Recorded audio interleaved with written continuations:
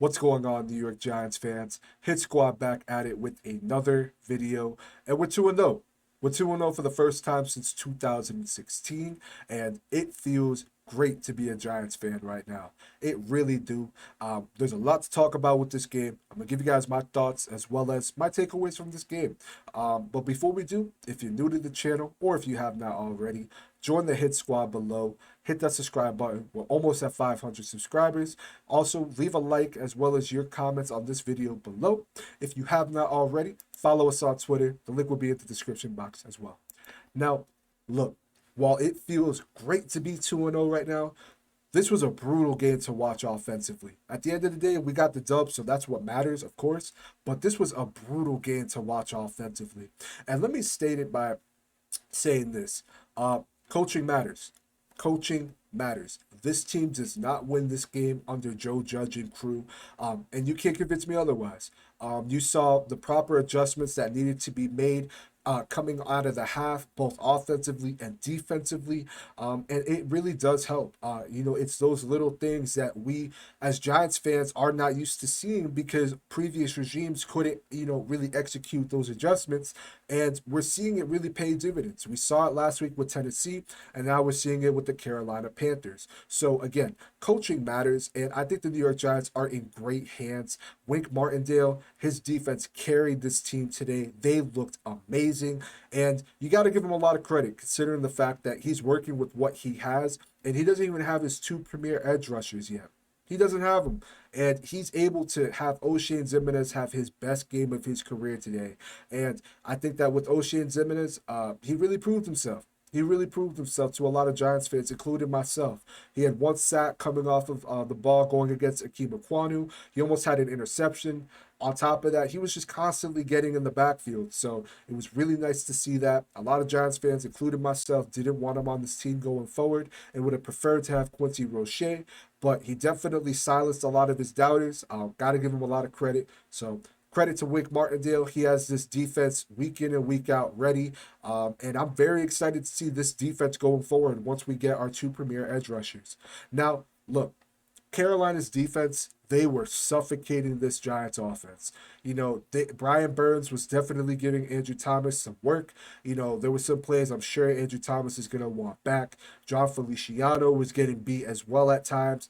And offensively, it really showed. Daniel Jones, he looked uncomfortable. I'm not going to rag on Daniel Jones entirely. He did not have a good games by any stretch. But at the same time, this offensive line didn't look good. The running game, we really couldn't get going. Saquon Barkley had just over 70 yards, but he was running with confidence. He was running, with some anger behind him, which is really nice to see. But again, offensively, we really weren't getting things going. We didn't see Kenny Golladay on the field, which I'm sure a lot of beat reporters are going to be asking Brian Dable what that was about, because last I checked, I don't believe he was on the injury report. So I definitely want to know why he wasn't on the field. He's our highest paid receiver. When you're making that kind of money, you just can't be riding on the bench. We saw more snaps from David Sills than we did with Kenny Golladay, and you should not see that. So definitely want to know what's going on there. But again, I got to give a lot of credit to Carolina's defense. They came in and did what they had to do. And to me, this was a defensive game. Our defense looked stout. Carolina's defense looked stout. There was moments where Daniel Jones was able to take advantage of their secondary. There was moments where Baker Mayfield was able to take advantage of the Giants secondary as well. So definitely got to give credit to both teams' defenses. And I'm a defensive guy, so seeing that, I loved it. Also got to give credit to Graham Gano. Greg Gano was automatic today. 4 field goals. I mean, this dude, week in and week out, ever since we signed him, has just proved that he's been worth every single penny. He's a top 2 kicker in this league. And I think that, when you have a player like that, that makes your team better, knowing that you have a solid kicker who's going to be able to do his job week in and week out. These weren't no chip shot field goals either. These were bombs, man, that Graham Gano was hitting against his former team. So, I'm sure that was extra juice right there. Very glad to see that from Greg Gano. Richie James, he was our leading receiver today with 51 yards, which is very interesting considering the fact that I stated in our pregame video with Dat Dude Sports that, I thought Richie James was going to get more snaps, especially with Wan'Dale Robinson being out. But he's kind of forming into that number one, which is very interesting to see considering the fact that, one, we got him on a really good deal, and two, he's coming off of an injury. There's a lot of promise with this kid. Him and Daniel Jones were linking up for some nice receptions. They were able to convert on some first downs. While DJ didn't have a good game, again, by any stretch of the means, he was able to find some receivers open, get the ball to different receivers. There was definitely moments where, he wasn't able to, take advantage of the opportunities that he had. There was one play where Kadarius Toney is running a shallow and he misses a wide open, probably could have been a touchdown, and he ends up taking a sack. So you definitely don't want to see that.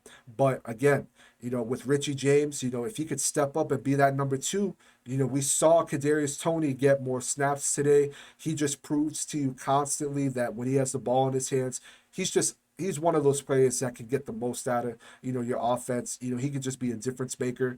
So having Richie James, having Kadarius Toney on the field and getting them the ball, as well as Saquon Barkley, I mean, that's going to be very exciting to see going forward, and this offense, again, I've been saying that they're not clicking.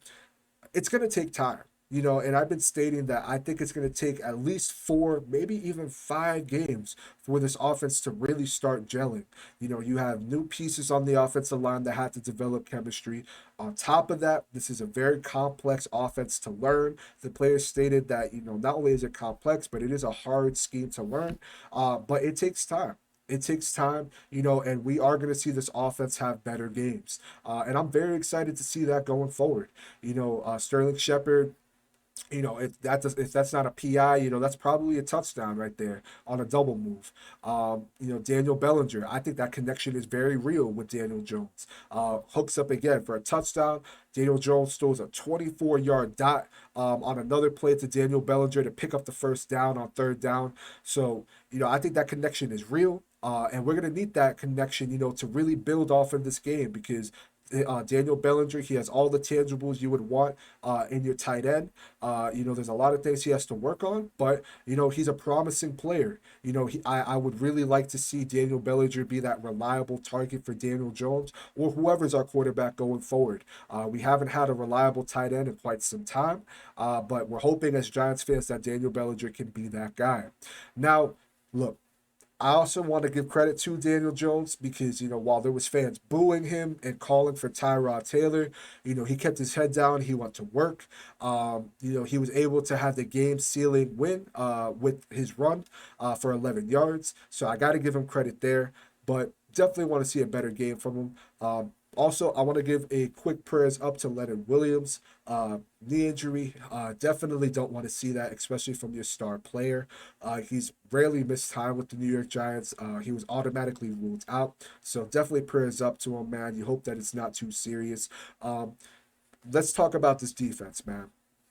Oshane Ximines, like I said, had his best game of his career. Xavier Mckinney, he had 2 pat downs in the first quarter. He was blitzing a lot, so that was really nice to see. Xavier McKinney is really stepping into that leader role that the Giants need, and he's all over the field, man. So I'm very excited to see his progression as a player this year. He's looking really promising. I mean, he's been looking really promising, but, in this scheme, I think that he could be an all-pro type of player. So, I'm very excited to see his progression as a player. You also look at Jihad Ward. Jihad Ward has been looking very promising for us since we signed him. In the run game, he's looking good. He's able to get to the quarterback as well. He provides an energy that this team really needs. So definitely like that there. When you look at the linebacking corps, I mean, not the best day, but they were able to hold their own. I thought that there was moments, where we had more defensive backs on the fields than linebackers, and it really, honestly, worked out better than us having more linebackers on the field. I thought that was smart on Wink's end, especially when you have Christian McCaffrey, who, they targeted in the air, they targeted on the ground. So definitely got to give credit to Wink Martindale there. Let's talk about some cons, right? So the Giants' first play of the game, Carter Coughlin's able to fumble the ball. We go down and kick 3 points when we could have honestly scored. Then on the Carolina Panthers' first drive, Darnay Holmes punches the ball out of Robbie Anderson. Giants go down, kick a field goal. That cannot happen.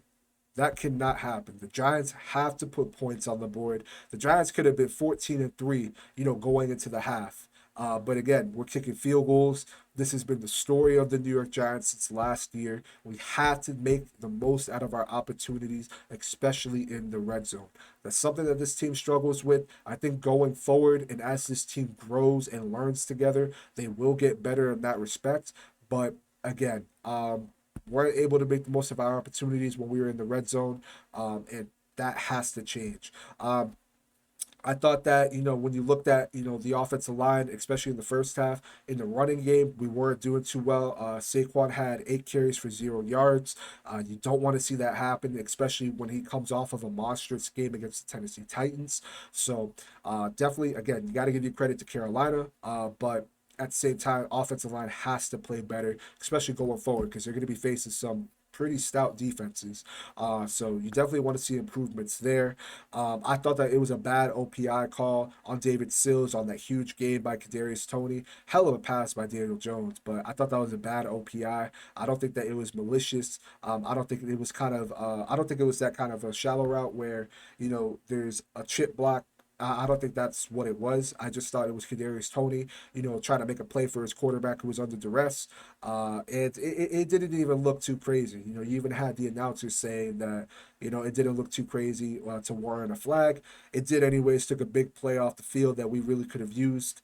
But there's things that this offense, they're going to grow and learn. There's going to be some growing pains with this offense. This defense and this running game is going to have to carry this offense until, things start clicking. And I'm very excited. I'm very excited for this team going forward. It feels nice to know that the team is in good hands.